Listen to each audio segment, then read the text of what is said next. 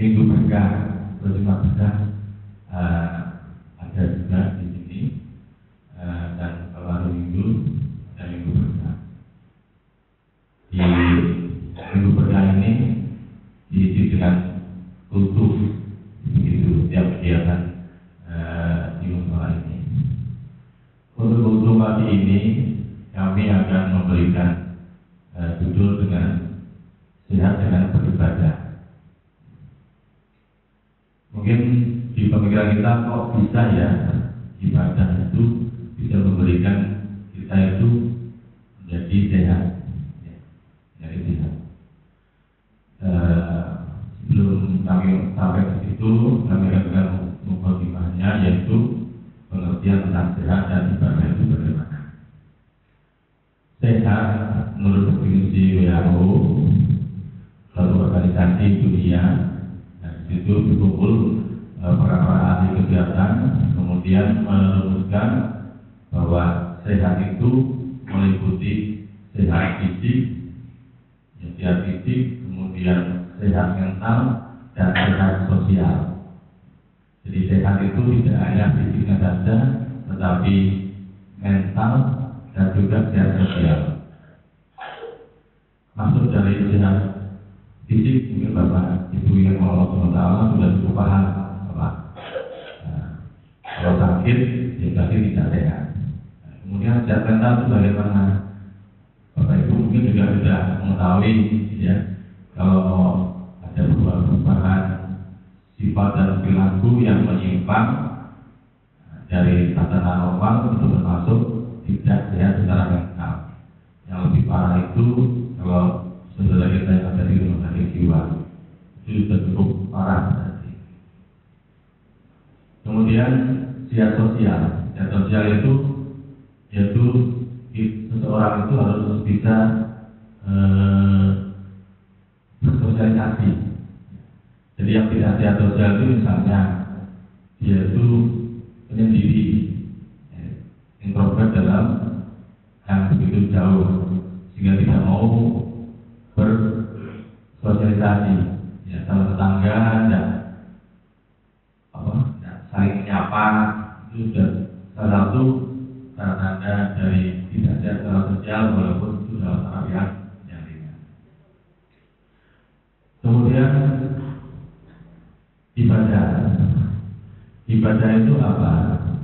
Serta ringkas, Bapak Ibu yang dirahmati Allah, bahwa ibadah itu adalah sebuah aktivitas atau kegiatan, ya, suatu aktivitas atau kegiatan dalam rangka untuk mencari ridha Allah Subhanahu Wa Taala. Khususnya apa ibadah itu bisa berwujud secara zahir maupun secara batin. Jadi kalau kita melakukan sesuatu hal untuk mencari ridha Allah Subhanahu Wa Taala, itu adalah termasuk suatu ibadah. Dan ibadah ini adalah suatu hal yang betul sangat penting, yang perlu kita ketahui. Karena apa? Karena sesungguhnya kita itu Allah ciptakan itu adalah hanya untuk beribadah.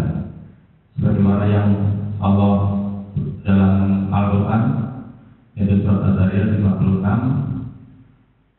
yang berbunyi, A'udzubillahi minasyaitonirrajim, wa ma khalaqtul jinna wal insa illa liya'budun. Bahwa sesungguhnya Allah melalui wa ma khalaqtu, dan sungguh aku menciptakan jinna wal insa, jin dan manusia, illa ya'budun, yaitu kecuali hanya untuk beribadah. Ya. Ini merupakan suatu hal yang sangat dasar dan harus kita pahami bersama, bahwa kita itu adalah manusia yang Allah ciptakan. Tugas utamanya di dunia ini adalah untuk beribadah, yaitu untuk melakukan suatu amalan-amalan yang dalam rangka untuk mencari ridha Allah Subhanahu Wa Taala, baik secara fisik maupun secara batin. zahir yang tampak maupun yang tidak tampak. Kemudian bagaimana permasalahannya? Kalau itu bagaimana cara permasalahan dan bagaimana cara beribadah itu? Ya. Dan tentunya Bapak Ibu sudah ketahui bahwa kita seorang Muslim, ya, itu Nabi kita adalah Rasulullah SAW, dan tentunya kita dalam beribadah itu adalah sesuai dengan apa yang Rasulullah contohkan.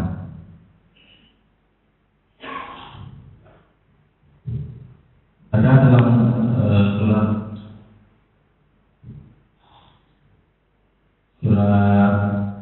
keempat surat An-Nisa ayat 59. Di sini dari ayat ini kita ketahui bahwa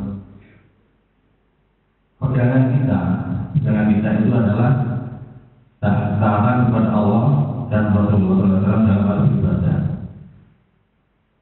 Surat An-Nisa ayat 59 yang berbunyi, A'udzubillahi minasyaitonirrajim. Ya ayyuhalladzina amanu athi'ullaha wa athi'ur rasula wa ulil amri minkum. Yang artinya, wahai orang yang beriman. Dalam hal ini seruannya adalah orang-orang yang beriman. Dalam arti kita adalah termasuk orang yang beriman. Yang beriman kepada siapa? Kepada Allah dan Rasulnya. Wahai orang yang beriman, taatilah Allah dan taatilah Rasul. Dalam hal ini Rasulullah adalah yang dimaksud dalam ini adalah Nabi Muhammad SAW, dan juga ulul amri di antara kamu. Jadi dari ayat ini menegaskan bahwa kita itu adalah hamba Allah yang diciptakan untuk beribadah kepada Allah. Dan bagaimana cara beribadahnya? Yaitu dengan jalan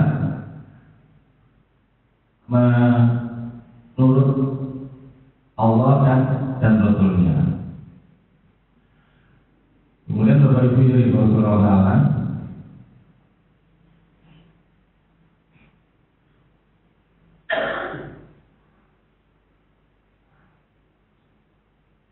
kami garis bawahi di sini bahwa kita manusia ciptaan Allah SWT, kewajiban kita hidup ini adalah untuk dalam rangka beribadah, yaitu menjadi ciptaan Allah SWT.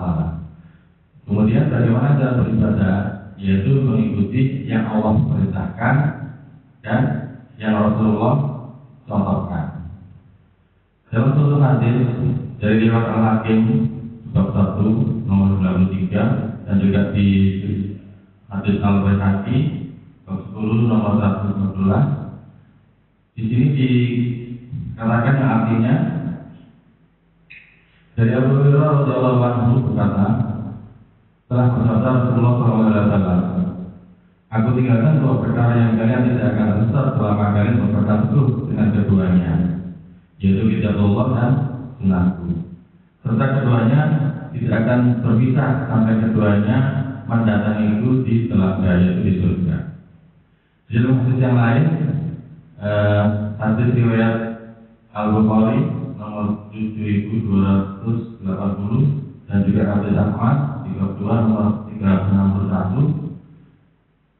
Di sini ditegaskan dan yang bisa kami bacakan artinya, yaitu dari Abu Hurairah radhiyallahu anhu bahwasanya Rasulullah SAW bersabda, setiap umatku akan masuk surga kecuali yang enggan.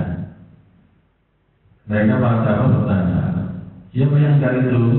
Ya Rasulullah, jawab beliau, barang siapa yang mentaatiku pasti masuk surga, dan barang siapa yang mengikutiku maka sesungguhnya ia telah enggan. Dari apa yang kami sampaikan di awal ini sudah jelas yang kita pahami, yaitu yang pertama bahwa kita hidup di dunia ini, diciptakan dunia ini adalah untuk beribadah kepada Allah SWT. Yang kedua, bagaimana cara beribadahnya, yaitu dengan cara mentaati atau mengikuti Allah dan Rasul Allah SAW. Dalam bentuk apa? yaitu dalam bentuk kita mengikuti dan mengamalkan Al-Quran dan As-Sunnah.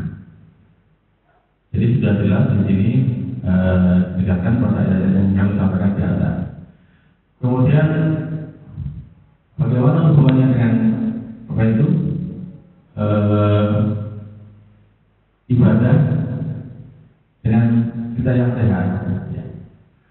Salah satu contoh yang sering kita amalkan yaitu membaca ayat kursi, ya, membaca ayat kursi. Mungkin Bapak Ibu ada yang bisa membantu atau mungkin menyampaikan ayat kursi itu sebetulnya dibaca di kapan saja, di waktu apa saja. Ya.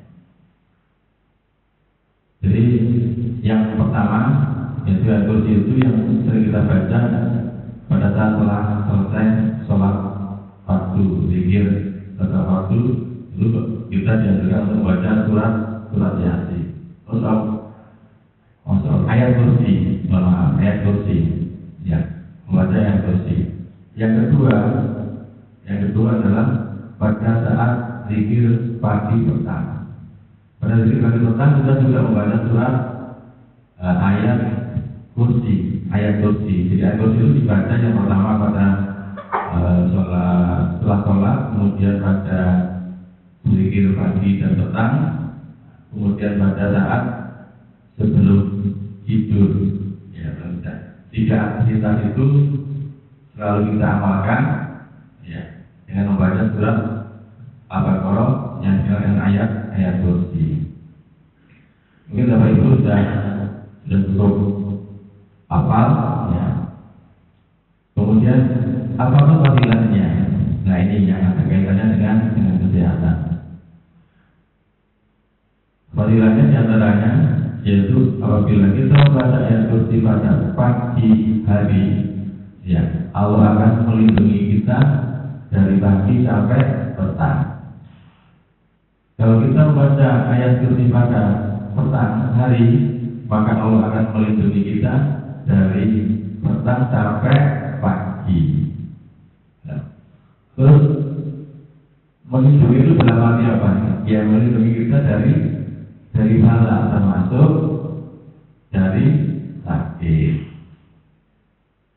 Dengan kita ketahui fadilah itu, Bapak Ibu yang dikenal Allah Subhanahu wa taala, mari kita amalkan. Mari kita amalkan membaca ayat kursi setelah sholat fardu pada pagi hari dan pada petang hari. Kita harus yakin, ya, harus yakin. Dalam hadis banyak sekali hadis tentang ayat kursi ini yang fadilah-fadilahnya banyak sekali. Jika kita harus yakin kalau kita mengamalkan sesuatu, maka kita harus yakin bahwa Allah itu akan membalas kita itu dengan sesuatu yang sangat besar, yaitu dilindungi dari pagi sampai sore, dari sore sampai pagi hari lagi. Itu salah satu yang perlu kita perhatikan, yang bisa kami sampaikan di sini, bahwa kita beribadah itu sebetulnya ada fadilah-fadilahnya. Terus bagaimana kita bisa meraih sehat itu dengan membaca ayat itu, yaitu dengan suatu keyakinan. Ya. Kalau kita tidak yakin terhadap sesuatu, itu tidak akan memberikan sesuatu kepada kita. Jadi intinya adalah suatu keyakinan yang kuat bahwa kalau kita beramal, pasti Allah akan membalas dengan suatu balasan yang cukup besar. Salah satunya adalah membaca ayat kursi. Baik, untuk pagi ini kami cukupkan sekian, dan sebelum kita tutup, mari Bapak Ibu membaca surat Al-Baqarah yang dengan ayat kursi. Masih ingat ya? Ya, baik.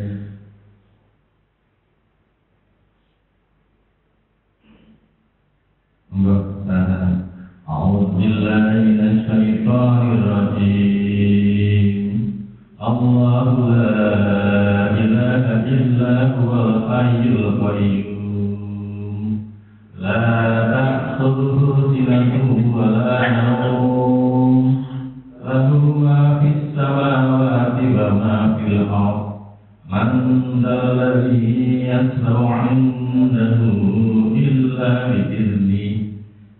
يعلم ما بين أيديهم وما خلفهم ولا يحيطون بشيء من علمه إلا بما شاء وسع كرسيه السماوات والأرض ولا يئوده حفظهما وهو العلي العظيم.